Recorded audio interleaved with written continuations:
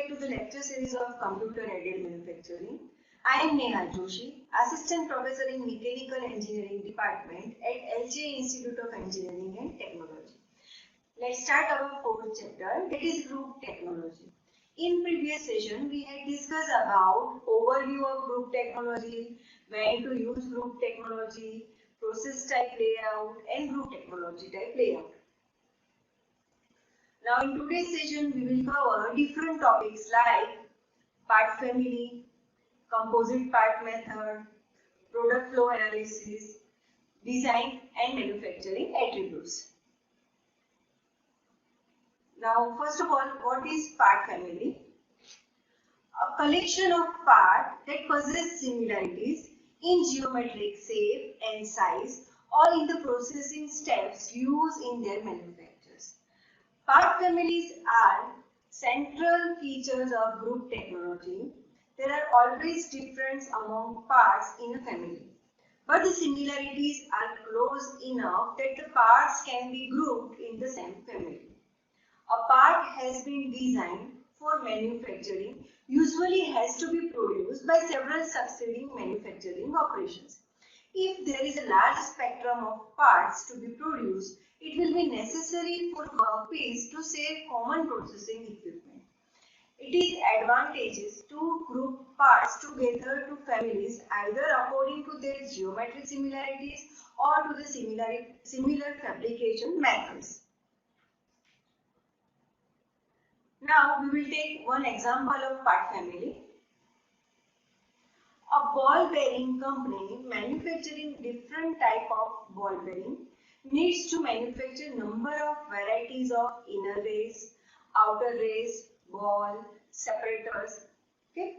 By using the philosophy of group technology, these parts are grouped into a following part families that are part family of inner race, part family of outer race, part family of balls, part family of separators, and part family of rivets, as you can see in the diagram.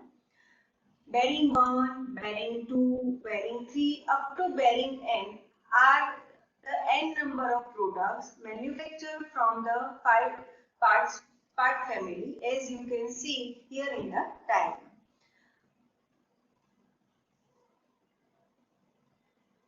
Now here in the diagram you can see similar prismatic part require similar milling operations. Okay, the parts require same operations that are milling, so we can group them into a one part family. Here in the diagram you can see these similar parts require similar machine operation. So all the parts require drilling, surface milling, all etc. Okay, so we can group them according to the manufacturing process required. Now here you can see identical parts requiring complete different manufacturing process. Okay, the parts are look like same, but the material of the both parts are different. So the manufacturing process required for the both parts are different, but based on the design, we can group them into a one part family. Now here you can see 10 parts are different in size, shape and material, but quite similar in terms of manufacturing. All the parts are machined from cylindrical stock by turning. Some parts require drilling and or milling. So based on the manufacturing required to produce the part, we can group them in one part family. Now we will discuss way to identify part families. How to identify part families? The major obstacle in changeover from conventional process layout to group technology layout is the problem of grouping parts into part family. So there are four general methods of grouping part into part families. First one is visual inspection, the second one is composite part method, third one is product flow analysis, and fourth method is part classification and coding. We will discuss all the methods one by one. Now first method is visual inspection. Now using based judgment to group parts into appropriate families based on the parts or photos of the parts. In visual inspection, the grouping of the parts into part families is done by looking for similarities in shape, size and methods of manufacture.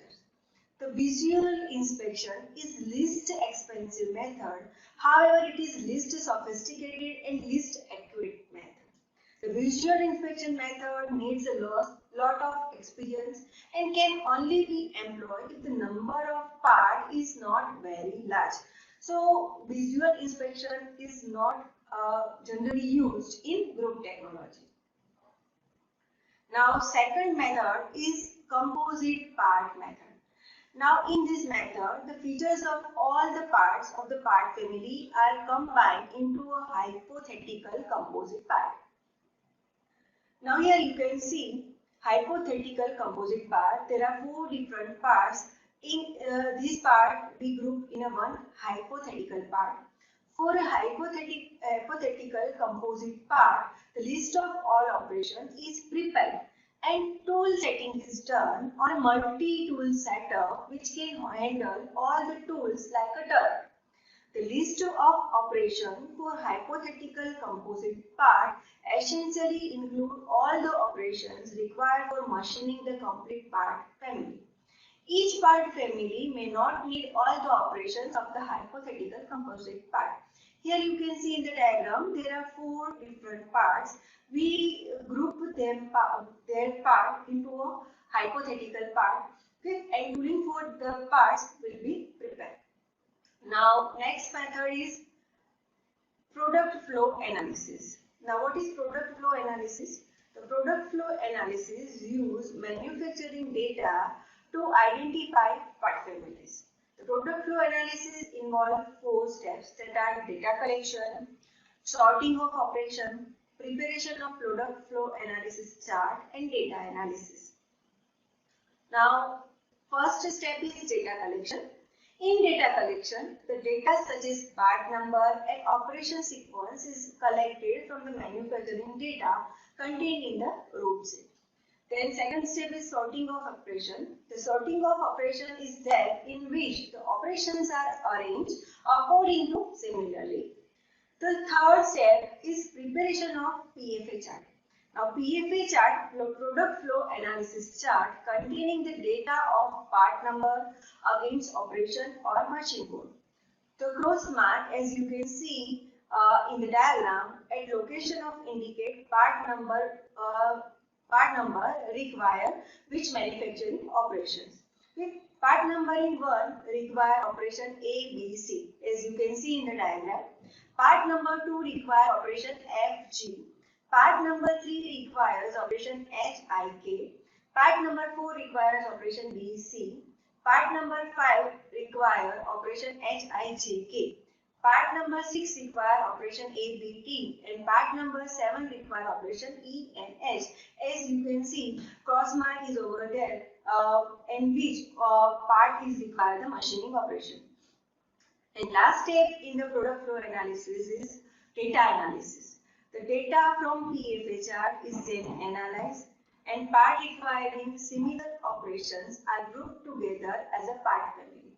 Now, based on the similarities in manufacturing operations required, part number 1, 4 and 6 are grouped into a part family 1.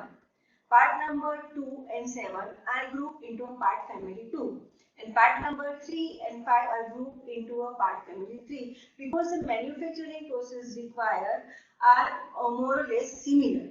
The disadvantages of product flow analysis is that it accepts validity of existing root set without checking its consistency or validity. So this is the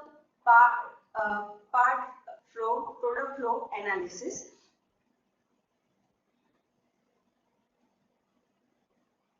Now last method is part classification and coding. Now part classification is the process of grouping of the part on the basis of essential features of the parts.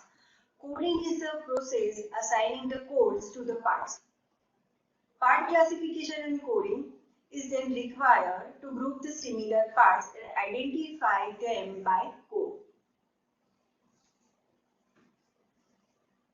Now, part classification and coding identify similarities among parts and relating the similarities by means of numerical coding system.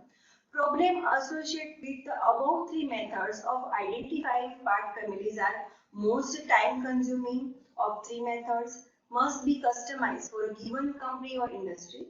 So reason for using coding scheme is design retrieval, automated process planning, machine cell design. Now in part classification and coding, the parts are grouped into family by considering design attributes of each part, manufacturing attributes of each part, and both design and manufacturing attributes. This part classification coding may be carried out on the entire list of activities part of the form. The attributes of the part are uniquely defined and identified by means of code number. Many part classification and coding systems have been developed throughout the world. Large number of commercial software and available for part classification and coding. Okay, so most of the classification and coding system are based on part design attributes, part manufacturing attributes, and both design and manufacturing attributes. So now part classification and coding involves the activities part classification and part coding. Now we will discuss a part classification system. First one is system based on design attributes. Okay, so in design attributes, this category of system are useful for designing standardization. The different design attributes used for parts classification in this system are major dimensions, basic external shape, basic internal shape of the part, length to diameter ratio, then material type, part function, tolerance, and surface finish. Next is system based on part manufacturing attributes. This category of system are used for computer-aided process planning, tool design, and other production-related functions. The different manufacturing attributes used for part classification in this system are major process required, then operation sequence, batch sizes of the part, annual production, machine tools, cutting tools, and material type. And last one is both design and manufacturing attributes. This category of system attempt to combine the attributes and advantages of first two types of the system into a single system. The different attributes for the part classification in this type are basic external internal shape, length to diameter ratio, material type, part function, major and minor dimensions, tolerances, surface finish, major and minor process, machine tool, operation sequence, and production type. So this is what about the different way to identify part family. Thank you for watching this video.